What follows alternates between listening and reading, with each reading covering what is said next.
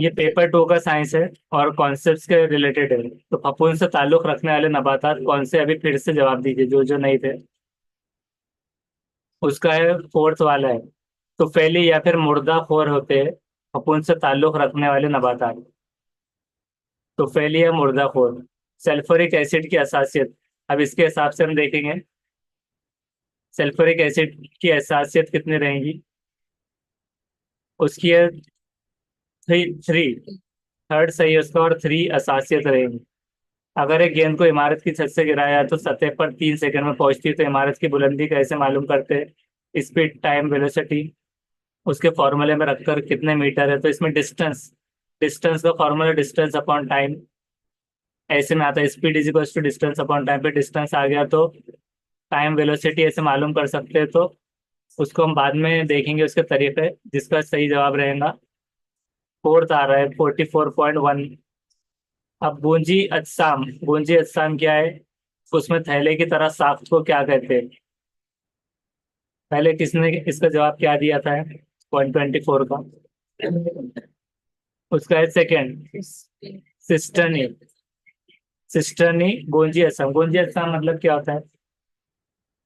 गोंजी अजसाम में थैले की तरह की साख्त जो होती है तो सिस्टनी कहते हैं। भारी पानी का 1 ग्राम मोल कितने ग्राम भारी पानी के मसावी होता है। तो ये देखना है अभी हमें कितना होता है। वो है फोर्थ आ रहा है उसका 20 ग्राम के। भारी पानी का 1 ग्राम मोल 20 ग्राम भारी पानी के बराबर में होता है। पानी को अगर 0 डिग्री सेल्सियस से हरारत दी जाए तो हजम कैसे होगा, बढ़ेगा, कम होगा। अभी इससे पहले कौन सा जवाब दिए थे ऑनलाइन से। Option third. थर्ड दिए थे, तो थर्ड नहीं ले रहा है अभी भी। सेकंड आ रहा है कि 4 डिग्री तक जो है तो घटेगा। अब इसको इससे चेक करते हैं कि दूध के दांत जो इंसानों में बोलते हैं, तो वो अगर ये 1 आ गए तो मतलब ये आंसर की सही चल रही है, तो ये 1 इसका सही जवाब है। तो दूध के दांत 20 होते हैं, तो उस हिसाब से 4 डिग्री तक ही घटेगा 0 डिग्री सेल्सियस से हरारत दी जाए तो। टाइटन, इसमें से कौन सा चांद का सितारा या सैयारा क्या है। अतारुद है, जहरा, मिश्तरी, जहल। टाइटन किसका चांद या सैयारा है। मतलब जैसे हमारा चांद जमीन का मून है, तो इसमें से किस प्लेनेट का जो है तो चांद या सैयारा है टाइटन। किसका है। सही जवाब है फोर्थ वाला, जहल। जहल को क्या बोलते हैं इंग्लिश में। प्लेनेट के नेम्स जो होते हैं,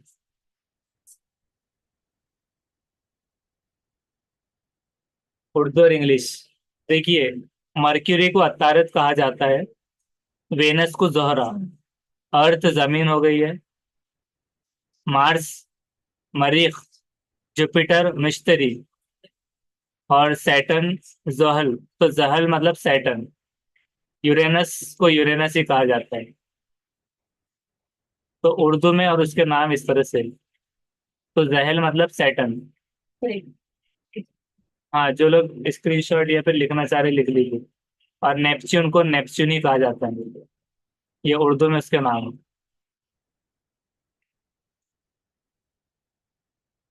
और जो कि सन के ताल्लुक से आता है, सन जो है तो प्लैनेट्स में नहीं काउंट होता।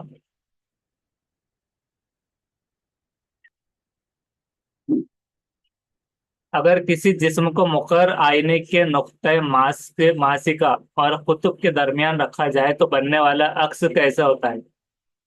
मुखर आईना है, एक मुहद्दिब आईना होता है, एक मुखर, और एक कौन सा होता है ट्रांसपेरेंट टाइप का एक आता है, एक नीम मुखर ऐसा कुछ होता है।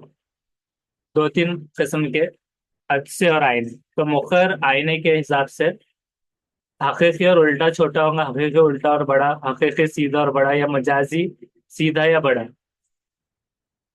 इसमें से क्या रहेगा। Option fourth. तो फोर्थ बिल्कुल सही जवाब है कि मजाजी सीधा और बड़ा। मजाजी मतलब क्या होता है?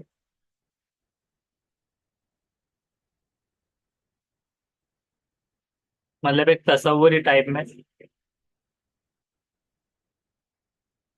वो खैर आने के नुक्ते मासिका और कुतुब के दरमियान अगर रख दिया जाए तो बनने वाला अक्स मजाजी सीधा होता है और बड़ा होता है थोड़ा। लाजवंती छोटी मोटी। छोटी मोटी है या छुई मुई? तो छोटी मोटी के पत्तों की हरकत किसकी वजह से होती है? इर्त्याश, हार्मोनिसिटी, शुआई रगबत, या निक्टिनेस्टी? निक्टिनेस्टी, फोटोनेस्टी, सिनोनेस्टी यानी इर्त्याश, और थर्मोनेस्टी। Option first. फर्स्ट। तो फर्स्ट बिल्कुल सही जवाब है कि लाजवंती छुई मुई के पत्तों की हरकत इर्त्याश टाइप में होती है। सीजनल नेस्टी। एक कार की चाल अगर 3 गुना ज्यादा होती है तो कार की तवानाई बिल हरकत कितने गुना हो जाएगी? तो एक चाल बोले तो स्पीड के ऊपर है सवाल। Speed is equal to distance upon time वगैरह, इस तरह से करके आप उसको सॉल्व कर सकते हैं। ये वाले सवाल को हम बाद में नेक्स्ट सेशन में करने वाले हैं। पहली नामियाती शय जो तजुर्बा काम है।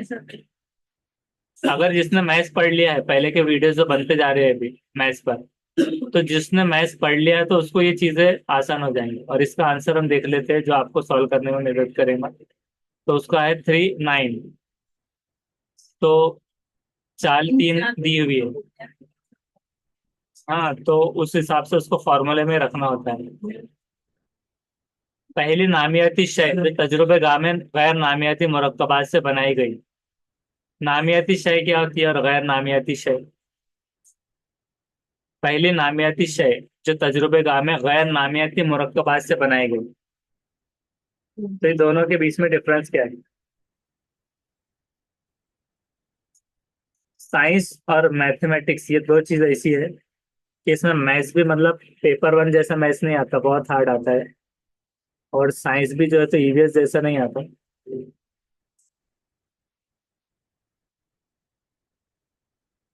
तो नामियाती और गैर नामियाती क्या चीजें होती है? ऑर्गेनिक सब्सटेंस बोलेंगे हम नामियाती को, और इनऑर्गेनिक मतलब गैर नामियाती, इसको हम कह सकते हैं। तो यूरिया है, इथेल अल्कोहल, मीथेन, या इथेन, कौन सा है? Option first. फर्स्ट हम चेक करते हैं। तो फर्स्ट बिल्कुल सही जवाब है, यूरिया। ये पहली नामियाती शय जो तजुर्बा गाह में गैर नामियाती मुरक्कबात से बनाए गए। बहुत अच्छे जवाब आ रहे हैं आपके। प्योरिफिकेशन यानी किससे होने वाला तज्जिया है? कार्बोहाइड्रेट के हवा पाश ऊर्ध्वनी जानदारों से, ये चर्बी के हवाबाज ऊर्ध्वनी जानदारों से, या फिर रिबोहाइड्रेट के गैर हवाबाज ऊर्ध्वनी जानदारों से, या प्रोटीन के हवाबाज ऊर्ध्वनी जानदारों से? प्योरिफिकेशन।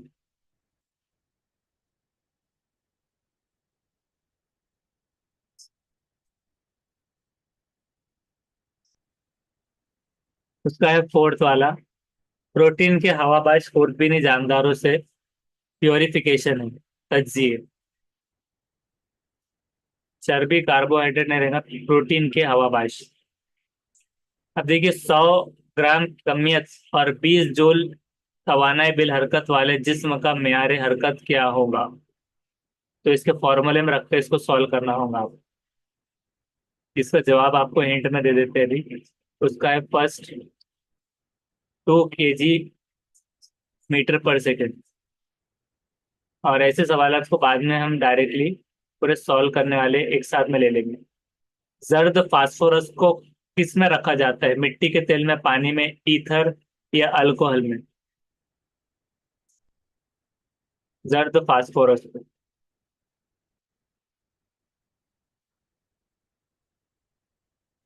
किस में रखा जाएगा? उसका है सेकेंड, पानी में। फलों और फूलों को उनका नारंगी और पीला रंग किससे हासिल होता है? लीकोप्लास्ट, क्लोरोप्लास्ट, क्रोमोप्लास्ट या protoplast? Hello. Option 2. Two, chloroplast. नहीं, इसका जवाब है थर्ड, क्रोमोप्लास्ट। तो क्रोमोप्लास्ट क्या होता है हम देखते हैं, और इसको क्रॉस चेक भी करते सही है। Chromoplast, chromoplast are organelles that stores and synthesize carotenoids, which are pigments that give color to fruits, flowers, roots and tubers. तो ये क्रोमोप्लास्ट है। इसका फंक्शन क्या है? Chromoplast are responsible for the distinctive colour of fruits, flower, root and ageing leaves. They also play role in cross pollination, अगर cross pollination पे भी आ जाता है, और सीड डिस्पर्सल का भी, एनिमल और इंसेक्ट्स के थ्रू जो डिस्पर्सल होता है तो उसमें भी आएगा ये। तो ये क्रोमोप्लास्ट का था। उसके बाद क्या था जिसमें आप कंफ्यूज हुए?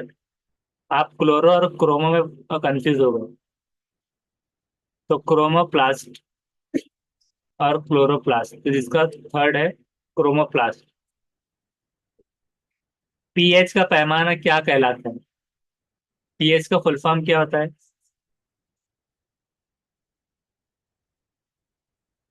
PH value full form, potential of hydrogen, ये होता है पीएच। पीएच का स्केल।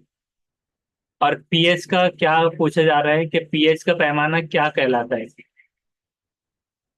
केल्विन स्केल कहलाता है, या फिर सोरेनसन स्केल, या फिर एवोगैड्रो स्केल, या फिर लिविस पैमाना, लिविस स्केल? पीएच पैमाने को क्या कहा जाता है?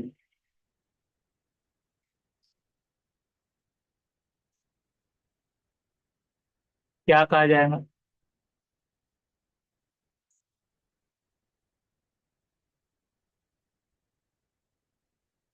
इसमें डायरेक्ट नहीं आया एसिडिटी और बेसिटी, लेकिन हमारे पास जो ऑप्शन है उसके हिसाब से हमें चाहिए पीएच पैमाना। तो हम चेक करते हैं, उसका सही जवाब है second.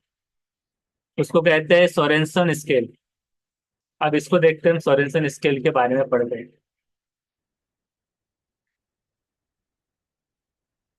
Sorensen scale also known as the pH scale, अब उसने दिया है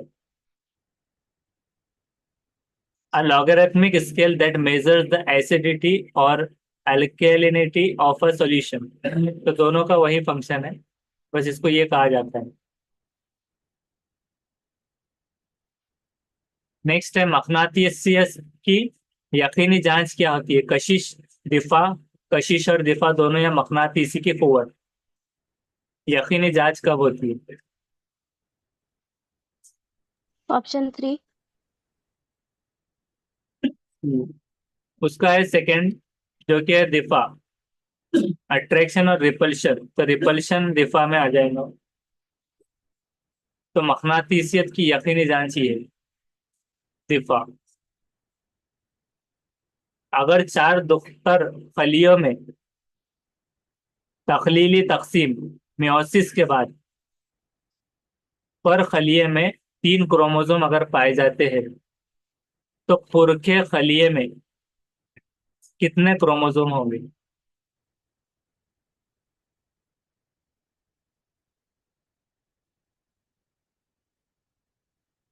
दुख्तर, नेक और खलिए बोले तो नान खलिए नहीं है, मियोसिस खलिए ये अलग है।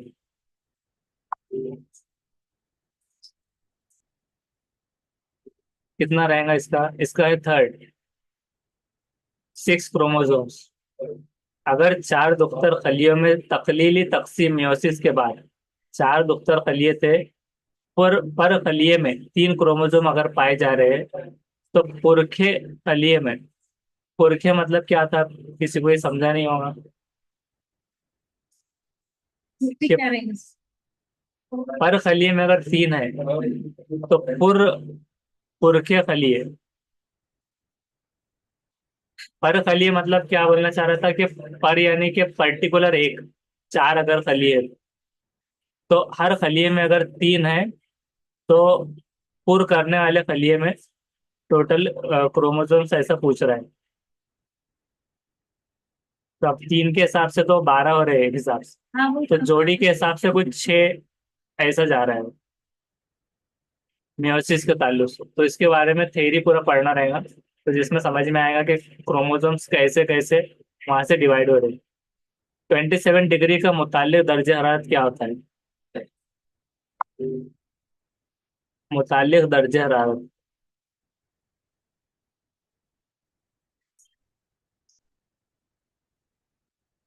उसका है सही जवाब 1। 300 के,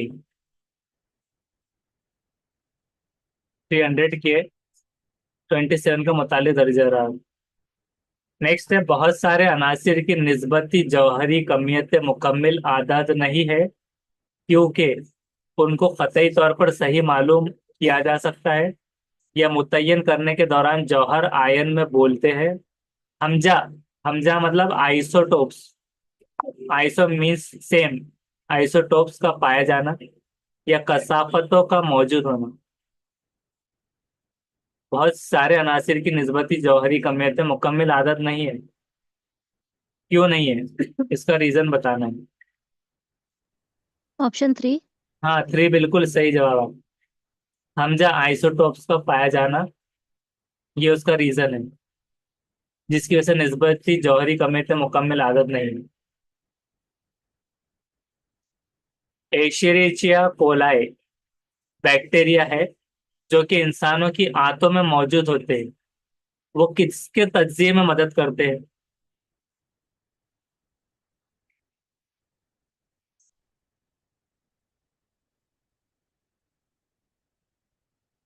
किसके तज्जिए में मदद करते हैं? एशेरिचिया कोलाई,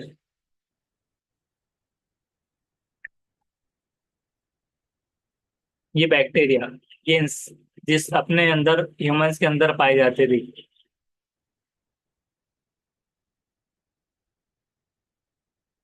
ई कोलाई भी कह सकते हैं हम उसको, जिसको पूरा नाम पढ़ना नहीं आ रहा है।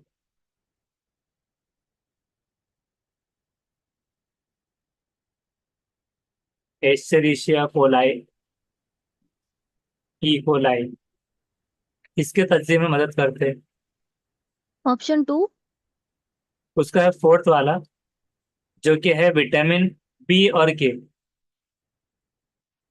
दो में बी और सी था, तो बी सी नहीं बल्कि बी और के, विटामिन बी एंड के में हेल्प करते हैं। उसके बारे में अभी तो हमने इमेज देखी, अब उसकी डिटेल पढ़ते थोड़ी। is a group of bacteria that usually lives in your gut without hurting you, but some strain can make you sick with watery diarrhea. Helps the body break down and digest food. Bacteria that normally lives inside in our intestine helps in body breakdown and digest food.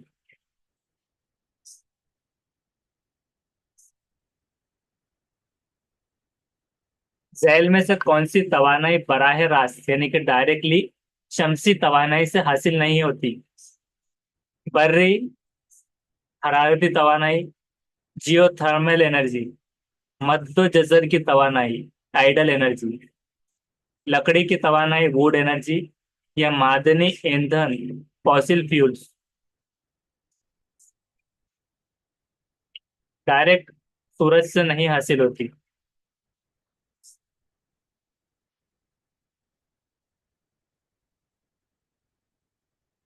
Option 4।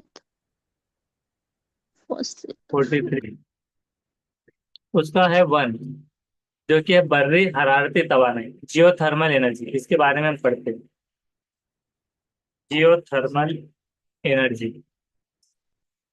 geothermal energy is heat energy that comes from the earth's core and is a renewable energy source। Renew भी की जा सकती है। उसके sources ये है, इस तरह से यूजर्स क्या है कि जनरेट कर सकते हैं इलेक्ट्रिसिटी, हीट बिल्डिंग और नहाने के पानी के लिए भी इस्तेमाल हो सकता है। ऐसे जियोथर्मल एनर्जी का इस्तेमाल भी कर सकते हैं। ये देखिए जियोथर्मल एनर्जी, इसकी कोई भी एक इमेज हम ओपन करेंगे।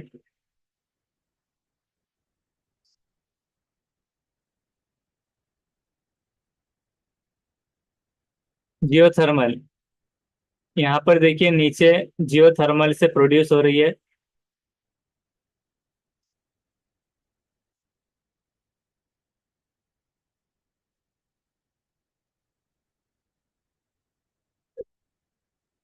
देखिए यहाँ पर उस पर हैंड रखने पर चला जा रहा है। जियोथर्मल रिजर्वर, हॉट ग्रेनाइट है, प्रोडक्शन वेल है, मतलब कुआ प्रोडक्शन वेल, इंजेक्शन एक वेल है, और इंसुलेटिंग रॉक एक उसके बीच में है, कूलिंग टावर एक है। ये जनरेटर लगा हुआ है, इलेक्ट्रिसिटी बन रही है वहाँ पे। टरबाइन है वहाँ पर, पंप का भी काम है। हीट एक्सचेंजर एक है जो हीट को एक्सचेंज कर रहा है। तो जियो थर्मल एनर्जी इस तरह से होगी। और जो डायरेक्टली सोर्स नहीं है, अब उसके बाद अगर हम देखें उस टाइडल एनर्जी के बारे में। टाइडल एनर्जी क्या है? रिन्यूएबल एनर्जी है, source that harness the natural rise and fall of tides to generate electricity. कभी टाइड्स की मदद से टाइडल पावर इस तरह से बनती है।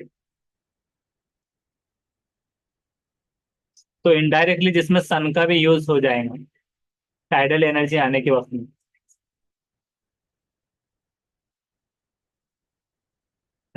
ये इस तरह से इसके बारे में आपको देखना है टाइडल एनर्जी। ऐसे टाइडल एनर्जी इस तरह से भी बनाते हैं। तो इसके लिए क्या है कि डायरेक्टली जो सवाल पूछा गया था बराह रास्त हासिल नहीं होती, तो ये मतलब होती है टाइडल। लकड़ी की तवानाई, वुड एनर्जी, ये क्यों होंगी?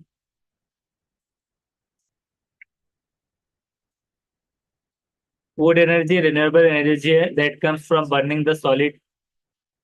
तो अब इसमें क्या रिलेशन है, मतलब सन का?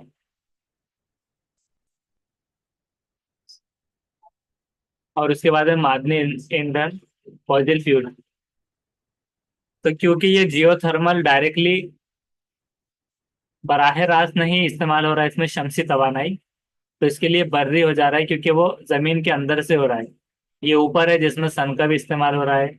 और लकड़ी की तवानाई, सपोज कीजिए किसी ने कहा कि ये रात में अगर लकड़ी की तवानाई हासिल की जा रही है, तो लकड़ी की तवानाई जो है रिन्यूएबल सोर्स नहीं बना सकते उसको वुड शर्प से। इलेक्ट्रिसिटी प्रोडक्शन में देखिए, इलेक्ट्रिसिटी के लिए भी इस्तेमाल किया जा सकता है वो, लेकिन वहां पर उसका सन का इस्तेमाल हो सकता है।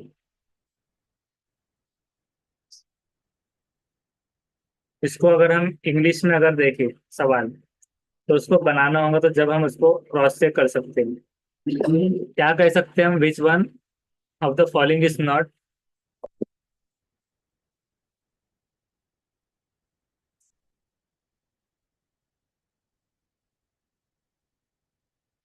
विच वन ऑफ द फॉलोइंग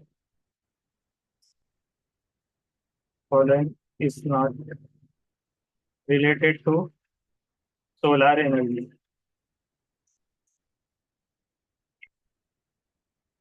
उसका रीजन हमको यहाँ पर से मिलना।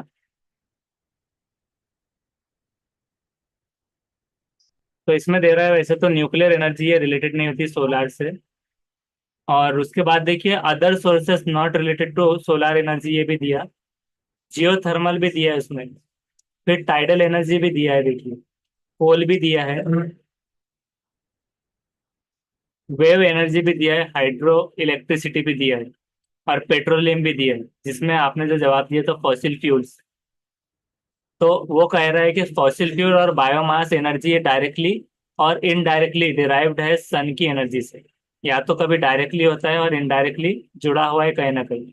तो ये जुड़ा होगा बस फॉसिल फ्यूल, बायोमास एनर्जी और डायरेक्टली। अभी हम उसका आंसर देखते हैं। क्या हमने आंसर देखा था 143 का? तो ये फर्स्ट आ रहा था वैसे। तो हो सकता है कि ये आंसर के शायद वो जवाब दे दे। तो इसमें क्या है कि जियो थर्मल भी आ रहा है और टाइडल एनर्जी भी आ रहा है लकड़ी की, क्योंकि लकड़ी अगर रात में जलाए तो फिर उसमें तो सूरज की रोशनी नहीं है। और यहाँ पर ये क्लियर भी हो गया कि डायरेक्ट जो न्यूक्लियर एनर्जी है वो सोलार से जुड़ी हुई नहीं है, सोलार से नहीं है डायरेक्टली। लेकिन डायरेक्टली और इनडायरेक्टली की अगर बात की जाए तो ये बायोमास एनर्जी ये है, fossil fuel and biomass energy, ये दो जो डायरेक्टली और इनडायरेक्टली डिराइव है सन की एनर्जी से। लेकिन not related to solar energy जो है, तो ये जियोथर्मल, हाइड्रो इलेक्ट्रिसिटी, ये सारे रहेंगे। तो ये कंफ्यूज करने के लिए इसमें ये सवाल आया था। उसके बाद नेक्स्ट देखते हैं।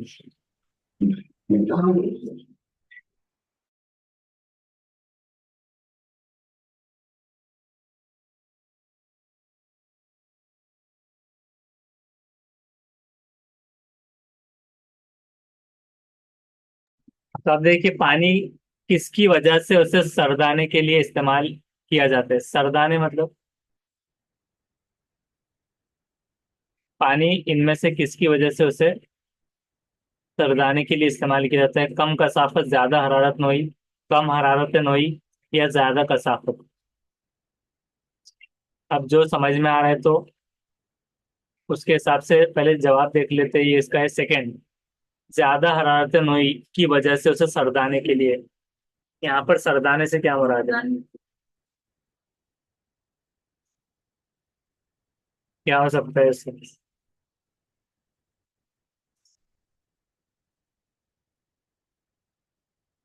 इसको कहा जा रहा है कि कूलिंग के लिए, मतलब सर्द करने के लिए को सरदाने किया जाए, मतलब कूलिंग के लिए जो इस्तेमाल किया जाएगा, तो वो रहेगा ओवर हीटेड करने के लिए।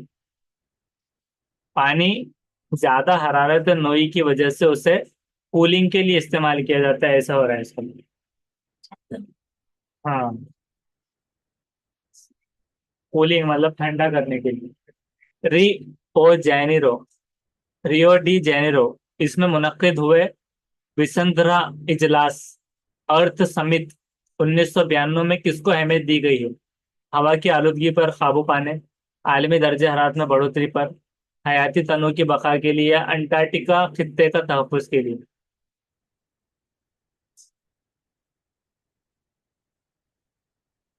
कौन सा रहेगा? इसका देखिए थर्ड,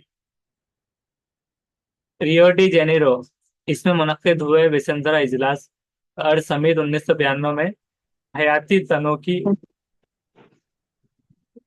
कौन सा हयाती तनों की बका को अहमियत दी गई?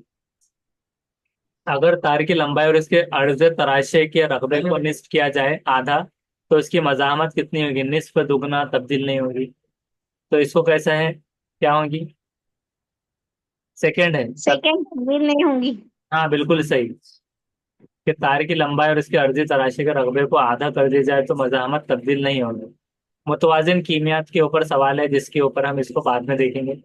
सूती आलूदगी के कानून 2000 के मुताबिक सनती इलाकों में ज्यादा से ज्यादा आवाज की हद कितनी होनी चाहिए? डेसिबल कितनी? 120 डेसिबल तक तो हमने कल देखा था कि सुन नहीं सकता इंसान। 60 डेसिबल थोड़ी सी इरिटेटिंग होती है। तो हद कितनी होगी? क्या 55 हो जाएंगी? ये 65 होंगी सर। उसका फर्स्ट 45 हद है, उसकी लिमिट 45। 45। जब डेसिबल होती है तो इंसान को बहुत ज्यादा इरिटेट होता है आवाज सुन के, और 120 तो बिल्कुल सुन ही नहीं सकता। एलपीजी में शामिल तेज बू वाली शय कौन सी है? इथेनॉल, इथेनॉल, इथिल मरकैप्टन, और इथिल ब्यूटेन। एलपीजी में तेज बू वाली शय कौन सी है इनमें से? तुर्श बू वाली। उसका थर्ड, इथिल मेरे मेरेप्टन, इथिल मेरेप्टन है उसका नाम। कौन सा बयान सही नहीं है? 1 kg बराबर है 9.8 N कमियत वाले जिस्म का वजन। मियार हरकत सिमती मकदार है, कुव्वत गैर सिमती मकदार है।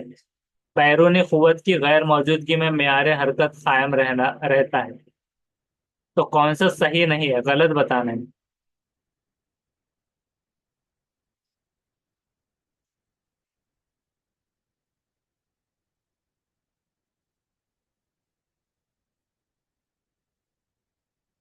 क्या कुव्वत गैर सिमती है?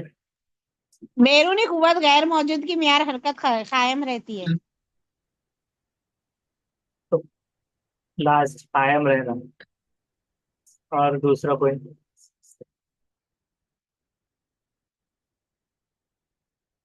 तो इसका देखते हैं, इसका है थर्ड वाला, कुव्वत गैर सिमती मकदार है, ये गलत है। यानी कुव्वत क्या है, सिमती मकदार है, सिमत के हिसाब से। सिमत जो डायरेक्शन में देंगे उस टाइम, उस दिशा में कुव्वत जब लगाएंगे तो उस सिमत में लगेंगे। मियारे हरकत जो है तो सिमती मकदार, मियारे हरकत, हरकत भी सिमती मकदार है। मतलब गैर सिमती मकदार जा रहा है। नहीं, बाकी सब सही है। और ये गलत जो था वो हम नहीं ढूंढा, उसको सही करके पढ़ लेना है, और बाकी सारे सही है फिर। सही है ऐसा जो हाँ, मियारे हरकत भी सिमती मकदार है। और 1 किलोग्राम बराबर होता है 9.8 N के। कमियत वाले जिस्म का वजन होता है। हाँ। और बैरूनी कुव्वत यानी एक्सटर्नल जो फोर्स है, एक्सटर्नल फोर्स की गैर मौजूदगी में मियारे हरकत कायम रहता है। मियारे हरकत तो मतलब, इसका सेकंड है ना सर आंसर? हाँ, इसका थर्ड वाला आंसर है। मतलब गलत जो, ओके। मकदार है। हाँ, यानी बैरूनी कुव्वत की गैर मौजूदगी में कैसा होगा कि सपोज कोई भी चीज ऐसी है जो कांस्टेंट अपनी रफ्तार से चल रही है, तो वो चलते हुए में, मतलब न्यूटन के लॉ के ऊपर ये सवाल कहा गया था। कल ये मीटिंग खत्म हो गई थी, न्यूटन का फर्स्ट लॉ ऑफ मोशन हम देखेंगे अभी। न्यूटन का फर्स्ट लॉ ऑफ मोशन के ऊपर ही सवाल था कि Newton first law of motion states that an object will remain at rest और कंटिन्यू मूविंग। यहाँ पर क्या हो गया, मूव होता रहेगा, जैसे कि एक बॉल है, in straight line at constant speed unless an external force, जो कि बैरोनी कुव्वत है, एक्ट्स अपॉन इट। जब तक कोई उसको बैरूनी कुव्वत से कोई उसको किक नहीं मार देता, तो तब तक जो है तो वो चलता रहेगा कांस्टेंट स्पीड से। या तो क्या रहेगा, रेस्ट में रहेगा, या तो आराम एक जगह रहेगा, या फिर कंटिन्यू मूव होता रहेगा, जब तक कि एक्सटर्नल फोर्स इसके ऊपर अप्लाई नहीं होती। तो ये लॉ को कहते हैं, also known as the law of inertia, ऐसे कुछ। तो न्यूटन का फर्स्ट लॉ ऑफ मोशन के बारे में नेट फोर्स वगैरह एग्जाम्पल है।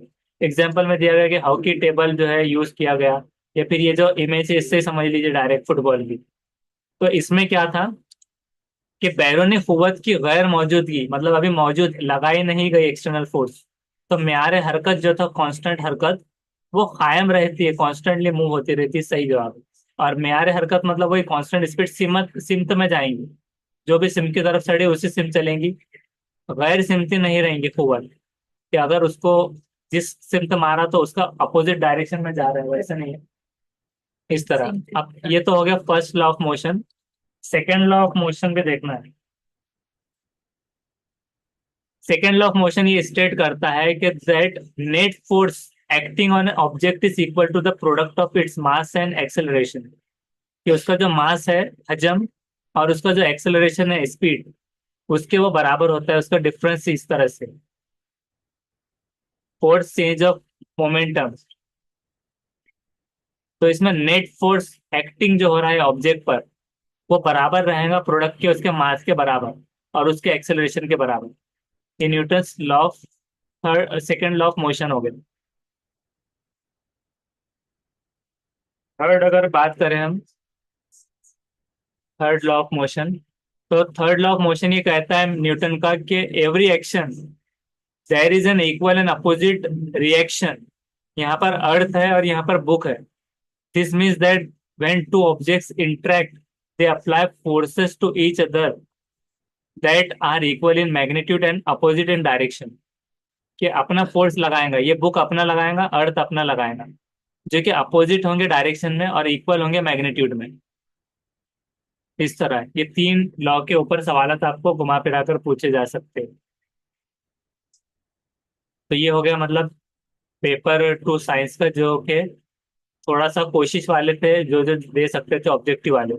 अब सॉल्व करने वाले जो क्वेश्चन है तो उसको भी हमको बाद में देखना होगा कि मसावात है तो इसको समझना होगा। इस तरह से आगे नेक्स्ट सेशन में उसको करेंगे।